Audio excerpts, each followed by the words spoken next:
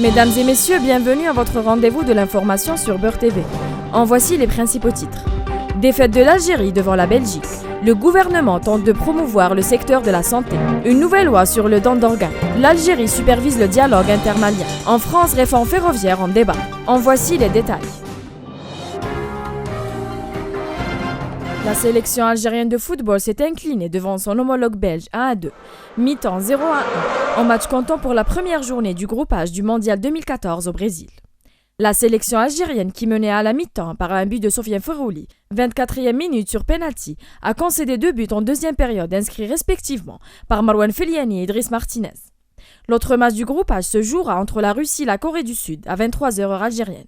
Lors de la deuxième journée prévue le 22 juin, l'Algérie sera opposée à la Corée du Sud alors que la Russie affrontera la Belgique. On espère une bonne chance pour notre équipe nationale pour les prochains matchs. La phase initiale du dialogue intermalien sera lancée en juillet prochain à Alger, a annoncé hier le ministre des Affaires étrangères Ramtan Lamamra. La phase initiale du dialogue entre le gouvernement malien et les 6 mouvements activant en Mali sera lancée avec la médiation de l'Algérie et l'aide de l'ensemble des États et organisations réunies hier à Alger, avait indiqué le ministre des Affaires étrangères à l'issue des travaux de la 3e session de coordination de haut niveau sur le Mali. De son côté, le ministre des Affaires étrangères nigérien a exprimé son optimisme face aux efforts déployés pour mettre face à la crise malienne. Le chef de la diplomatie algérienne a réaffirmé l'engagement des principes de l'Algérie à venir en aide dans toutes les parties maliennes dans le but de parvenir à une solution de la crise dans le nord du Mali.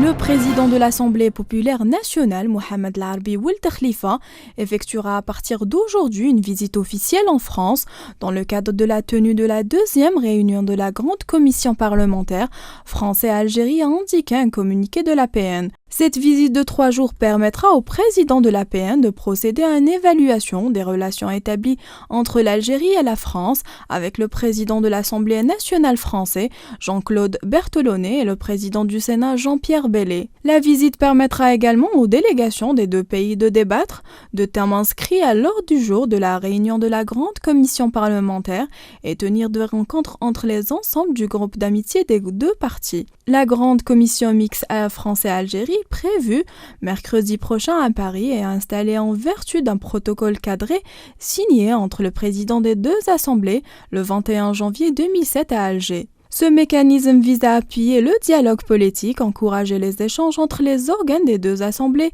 suivre les relations politiques, économiques et socio-culturelles bilatérales, promouvoir l'amitié algéro-française et la solidarité méditerranéenne au sein des 2 assemblées et contribuer à la promotion et le développement des coopérations bilatérales.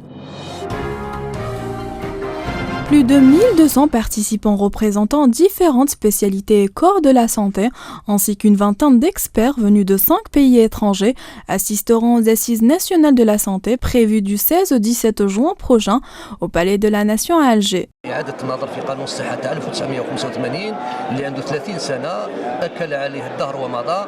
لازم اليوم الجلسات اليوم لازم نشوفوا ما هم الميكانيزمات لإعادة تحسين الأداء الصحي على المستوى الوطني لتمكين المواطن الجزائري لإعطاء علاج يعني محترم. يعني تعهدت الحكومة بإعادة النظر في القانون رقم 85/05 المعدل والمتمم، ونظن باللي هذه المرة هذه احنا كنواب سوف نفعل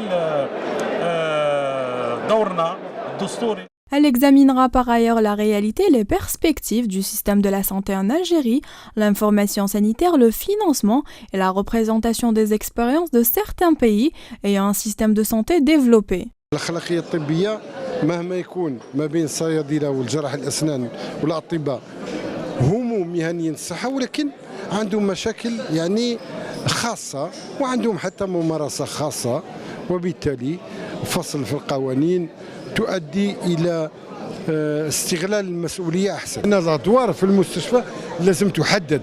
Un problème de santé majeur, type cancer, type VIH/SIDA, type maladie cardiovasculaire, etc. C'est des problèmes majeurs pour l'Algérie, des grands problèmes de santé publique.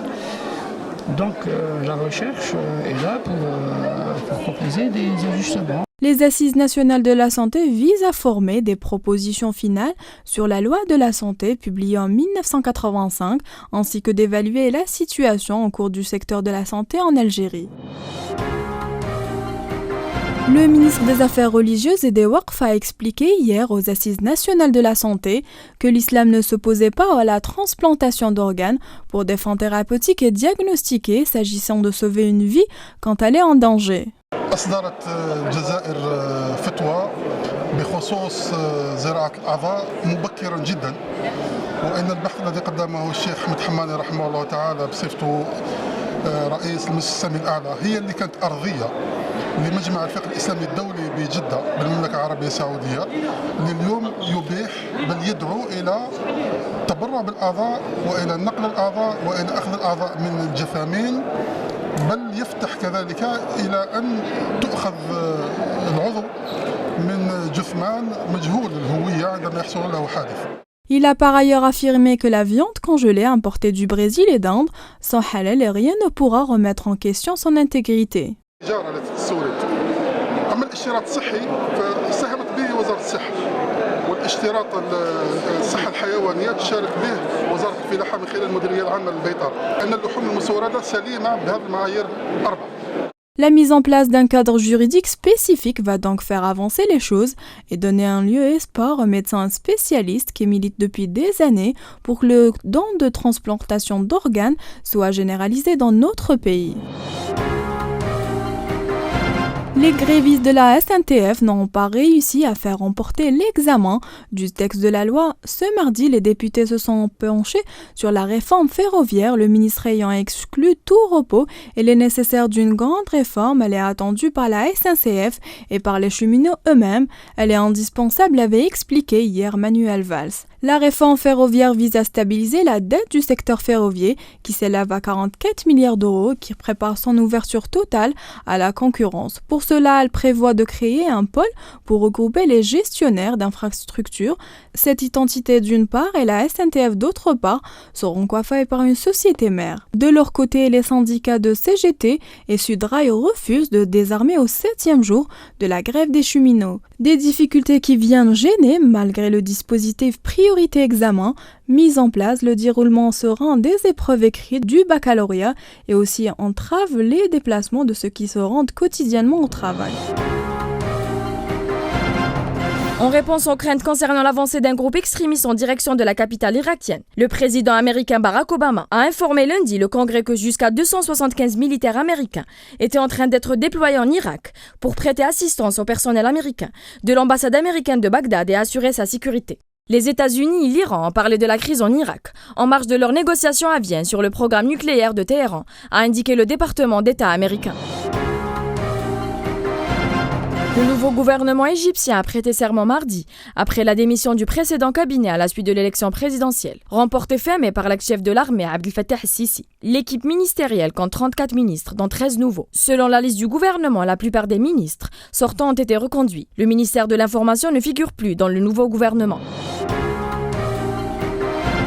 Des combats ont opposé les forces du général Khalifa Haftar à des groupes islamistes à Benghazi, dans l'est de la Libye, faisant des blessés et plusieurs morts selon des sources médicales et militaires. Ces affrontements figurent parmi les plus violents signalés depuis le 16 mai, lorsque le général Haftar a lancé une offensive destinée, selon lui, à éradiquer les groupes terroristes implantés dans l'Est. Les autorités libyennes luttent pour rétablir la stabilité au pays, avec l'approche des élections présidentielles du 25 juin prochain. Nous commençons nos brèves culturelles par le dernier long métrage consacré à deux des plus grandes figures de la lutte pour l'indépendance de l'Algérie. Il s'agit de Karim Belkacem et du colonel Lotfi, réalisé par l'Algérien Ahmed Rachdi, qui pourrait être projeté en octobre et novembre prochains. Selon le réalisateur, le film Karim Belkacem est prêt depuis 8 mois, alors que le colonel Lotfi sera bouclé le mois prochain. Nous clôturons nos brèves culturelles par le coup d'envoi de la 4e édition du festival Lire en Fête d'Oran a été donné hier au jardin du Palais de la Culture d'Oran. La cérémonie d'ouverture à cette manifestation s'étalant du 13 au 30 juin prochain a été marquée par l'organisation d'un carnaval ou exhibition de danse folklorique où a été présentée durant la période de ce festival l'action ciblée particulièrement les jeunes et les inciter à prendre goût à la lecture. Plusieurs manifestations autour du livre seront organisées selon le programme tracé par la direction de la lecture. Des concours, des contes, des calligraphies, des dessins, de lecture de travaux manuels seront organisés à cette occasion. À cet événement durant laquelle sont également prévues des projections de films pour enfants. Une caravane éducative sillonnera également plusieurs communes.